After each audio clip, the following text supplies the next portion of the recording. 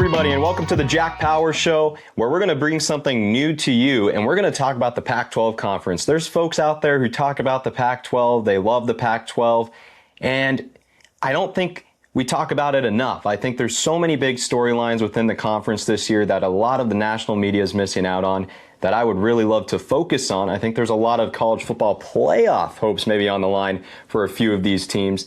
So I think we got to get into this. I think someone needs to cover it. Someone needs to talk about it. And I know I've talked about it a little bit, but a little bit more about me, why this matters to me. I grew up in Spokane, Washington. I grew up a huge Washington State fan. I grew up loving Gonzaga basketball. And I went to San Diego State University. So 3 teams, all separate conferences, right? Gonzaga in the WCC, Wazoo in the Pac-12, and San Diego State in the Mountain West. And I was sitting there telling myself that I would never have to run into a problem of these teams playing each other very often. Well, guess what? Now, all 3 of those teams are in the same darn conference, obviously Gonzaga just for basketball. But now I have a little of a loyalty problem, don't know who to root for on a certain day, and it makes it hard. Both my parents went to Washington State. I always thought I was going to go to Washington State, and then I thought, hey, I'm going to come down here to sunny San Diego, and funny enough, I'm staring at palm trees right outside the windows right now. It's a beautiful day down here in San Diego. So let's go over a brief history lesson of the Pac-12 conference. Now, I know that nobody wants to hear this story over and over again of what happened, these teams leaving. We all know who the original Pac-12 members were. We all know how it went down. We all know how these teams left and where they went to, Big 10, Big 12, ACC, whatever it may be, right? But the frustrating part was, if you're an Oregon State or Washington State fan, you kind of felt like you were left in the dust, and you didn't know if you would be labeled as a power conference anymore. Well, the national media, instead of just trying to label them, almost just disregarded the 2 schools. And Oregon State didn't help themselves. Oregon State struggled very much. You know, maybe they got some good wins here and there, especially against Wazoo on a couple occasions. But especially last year, they didn't seem to be able to win big games. And then you look at Washington State. They kept going through coaching change after coaching change. They couldn't find a permanent solution to their problem. And then you lose John Mateer after a great season, after losing the last 4 games of that season, by the way, to finish 8-5. They were 7-1 at one point. And so John Mateer leaves for Oklahoma. You lose Ben Arbuckle and Jake Dickert, who goes to Wake Forest to become their head coach. So you didn't know what was going to happen with Washington State. Would they ever find a permanent home? Same with Oregon State. What was going to happen? Well, the Pac-12, yes, they come in and they say, we're going to rebuild this conference. We're going to keep this thing alive. We're going to keep this thing going. And they got some Mountain West teams involved. And of course, they grab one of the best G5 schools at the time in Boise State, and still is one of the best schools coming from the G5. And then let's get San Diego State and Fresno State. Those 2 are rivals, and they're also very well known market-wise, which is very important. And then you grab Utah State. Then you grab Colorado State. Oh, and then, hey, let's grab this school, Texas State, which is almost like a wild card. We're going to talk about that more later. And throw them in to make 8 football members. Of course, they get Gonzaga for basketball, which was super important, and I think makes the basketball side of things look amazing. But I think grabbing those 8 was amazing. Okay, but here's the problem. Most conferences play 8 to 9 conference games. If you only have 8 football teams, you only have enough teams to play 7 conference games. So the Pac-12 revolutionized the scheduling aspect of conference play, and they added a flex game. That will be the last game of the season. And I think it could be a very interesting thing that conferences could maybe adopt later on based off the success or maybe failure of it this upcoming year, and give their team, the Pac-12, give their schools a chance, a better chance, to make the college football playoffs. Build a resume. Play a tougher opponent. Get that extra win maybe. Who knows? So that's how the new Pac-12 is now for football. We're looking at these 8 schools. There's a lot of question marks, I think, on every single one of them. And that's what I want to focus on in this episode. What are those question marks? What does the Pac-12 need to do to make the playoffs? What does success look like for this conference? And what would a failure look like for this conference? So let's start with that. What does the Pac-12 need to accomplish this season? Do they need to be playoff relevant? Yes. Yes, without doubt. If you're the Pac-12 and you want to be labeled as a power conference, because some may label it still as the power, but there's a lot out there that aren't. They're going to make it the G6 with the Pac-12. You need to be more than likely in the playoffs. And how do you do that? Okay, well, there's the G6 bid, or top 5 conference champions, which is labeled as a G6 in this scenario. Okay, so how are you going to make sure you're top 5 conference champion? Well, you're competing more than likely against the American. But if not that, you're also maybe competing against teams like a Hawaii or a UNLV in the Mountain West. If one of those teams is able to go 11-1, 12-1, maybe with a conference championship, right? Or undefeated, you could lose that position like that.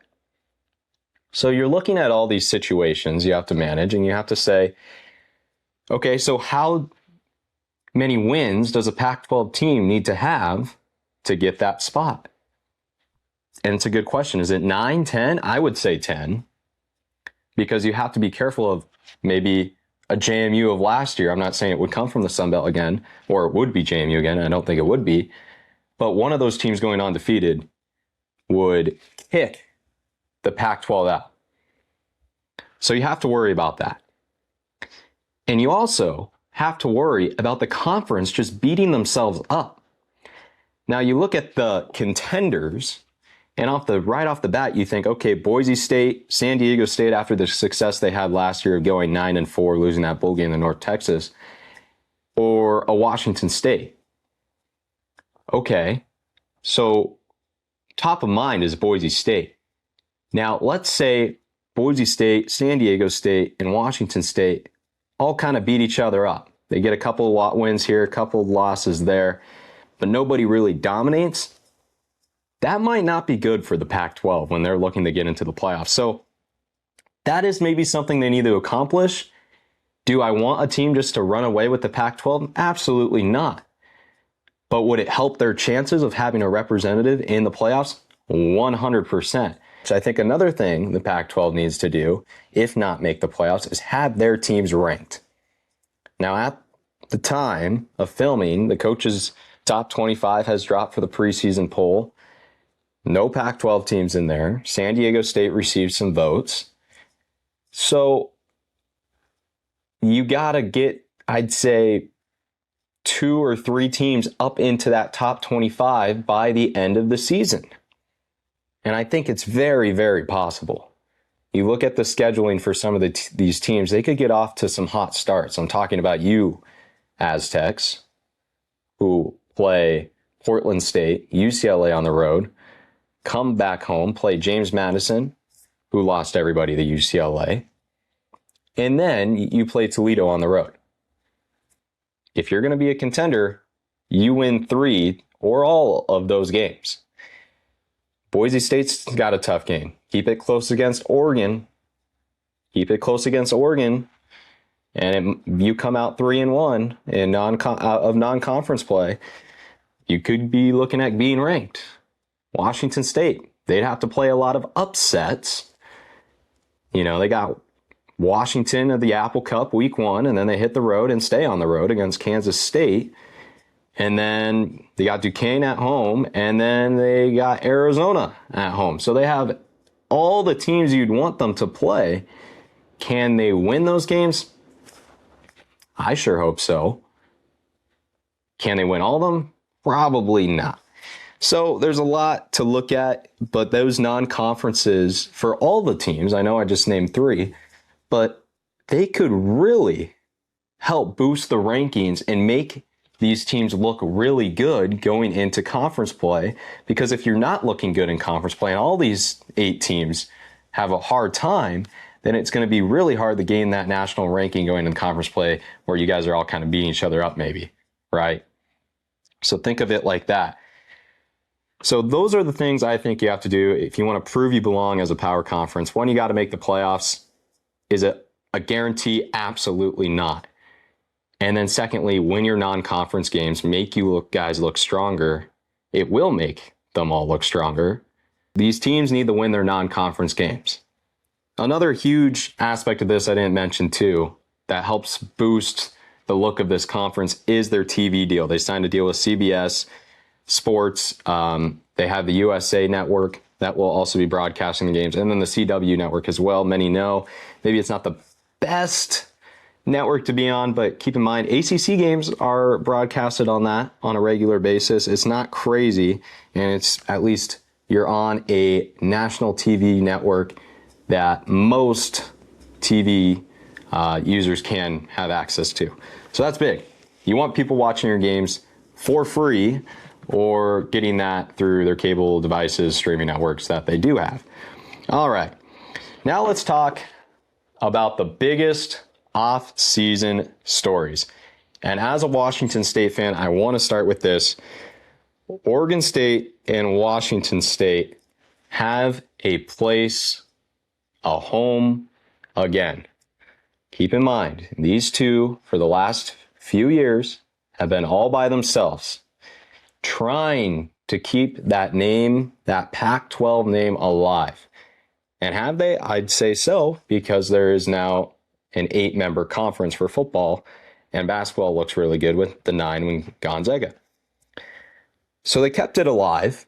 They fought really hard to, and now they are the ones that need to prove that they're the best. Oregon State, they're going to have a tough time. They got a new coach, Jamarcus Shepard from Alabama, who has great coaching experience. Do I think he's going to be super successful? I'm not sure. Washington State, also a new head coach, Kirby Moore, coming from Missouri, as he was an offensive coordinator there. From the state of Washington, grew up playing football, played wide receiver at Boise State, brother of Kellen Moore, the New Orleans Saints head coach. So they have the pieces. Both of the teams have the pieces. Now, they have to prove that I'd say they're at the top part of the conference. Prove that you belong. But that brings me to all the new coaching staffs. You look at Kirby Moore, Jim Mora Jr., Colorado State, Jamarcus Shepard, who I just mentioned, Oregon State, Bronco Mendenhall at Utah State in his second year, of course, but very experienced coaches in both Jim Mora and Bronco Mendenhall. So let's talk about that. I want to talk about each of these coaches and how I think they'll stack up. So Kirby Moore, he had 3 seasons as offensive coordinator in Missouri. His offense averaged 31.2 points per game and 418 yards per game. Very successful. As a Washington State fan growing up, you know Wazoo was very well known for the air raid wild offense. Kirby Moore isn't as much of a passing type of coach, I would say, but it makes you feel good as a Wazoo fan seeing a guy who's very experienced on the offensive side of the ball, especially after the offensive struggles from last season. So that's great to see.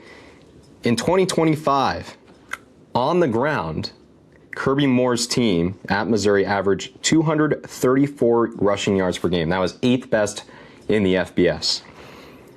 Of course, he had Ahmad Hardy, running back, and Cody Schrader. Quarterback was Brady Cook. But nonetheless, he has the reputation of being successful on the offensive side of the ball.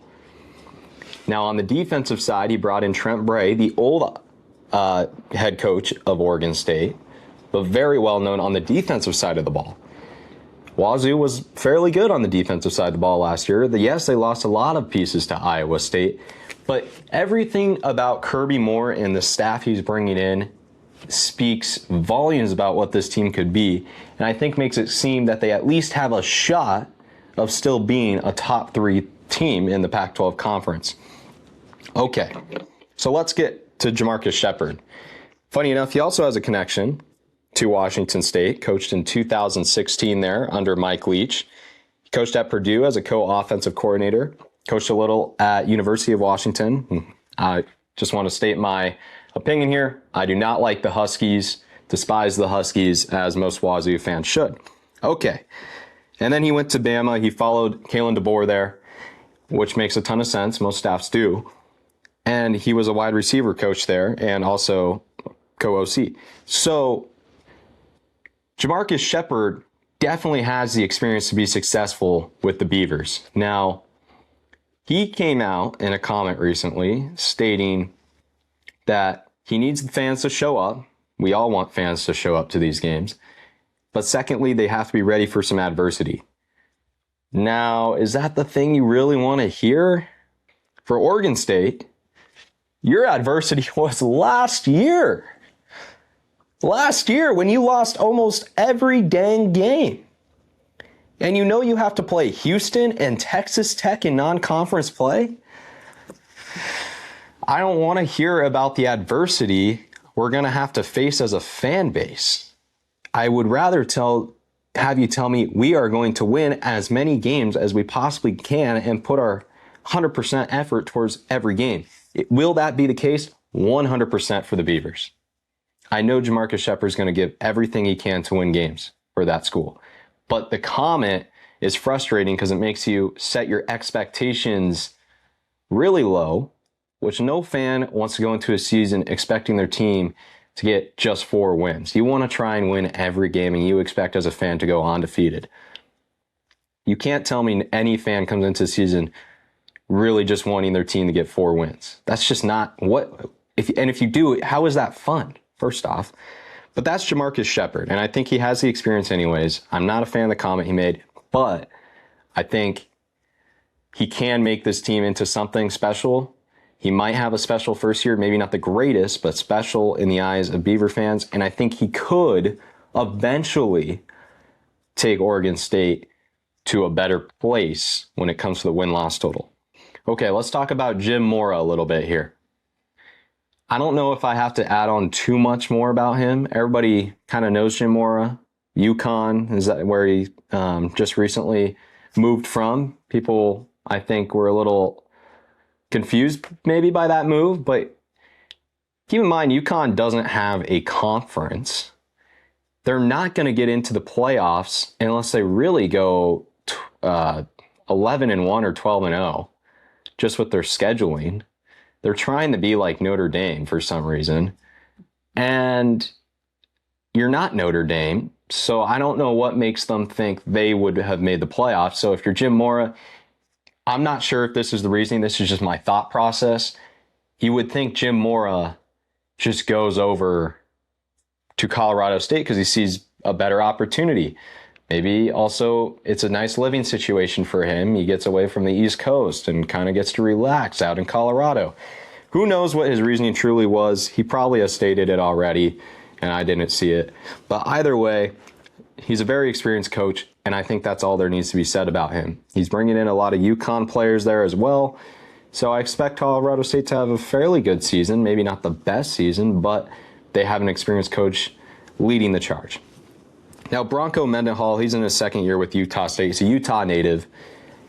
Utah State,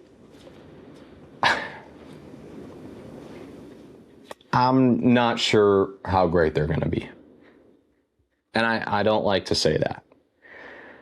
It makes you maybe feel better that Bronco Mendenhall is leading the way, though. A lot of success at BYU.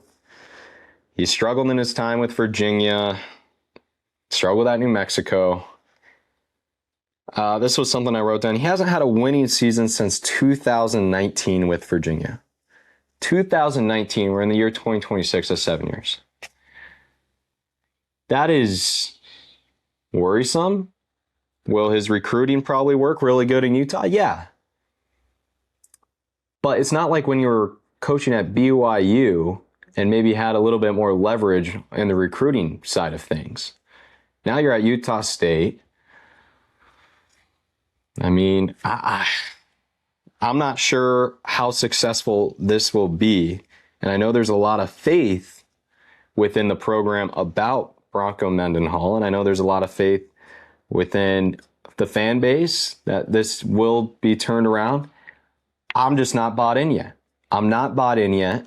And I think out of any coach in their first or second year this season, that Bronco Mendenhall probably has the most to prove. How are you going to turn around the program? And will it be this year against tougher opponents than the Mountain West Conference was? It will be very interesting to see. So that's my thoughts there. Now, you look across the rest of the league, I think there's a lot more experience. 3 seasons for Sean Lewis at San Diego State. I have a lot of faith in Sean Lewis, especially being within the Aztec program quite a bit.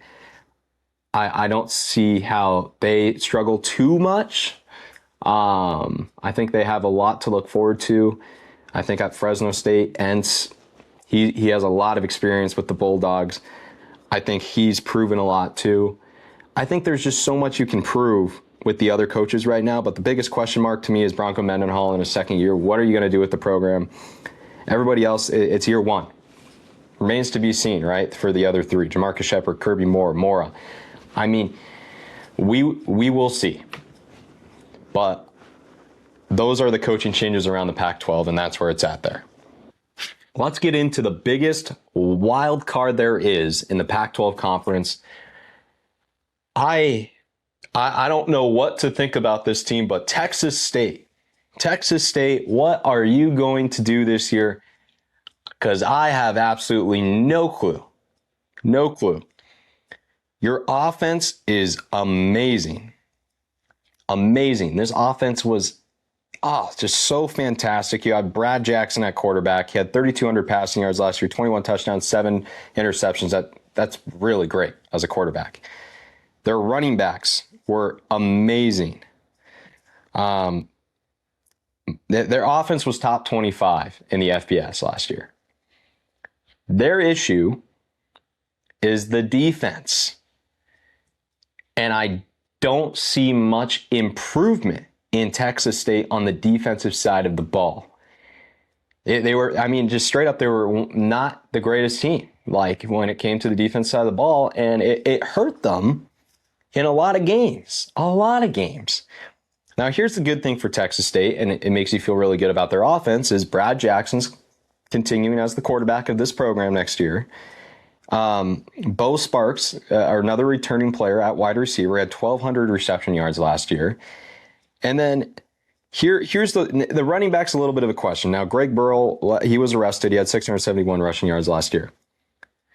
But worst comes to worst, they still have the junior, Burgess Jr., returns from season-ending injury he suffered last year. So their running backs are going to be fine. They have Jalen Jenkins too. So it just makes you feel very confident about the offense, and it makes you think it's only going to get better if it was so good last year, right? Same coaches. Everything's intact. But the defense has got to be a worry. Your offense will win you games, without a doubt, but defense has to be there. Now, this just actually broke not too long ago, the new 5-for-5 rule that took effect in the NCAA. Traylon Payne, the linebacker for Texas State, will be returning.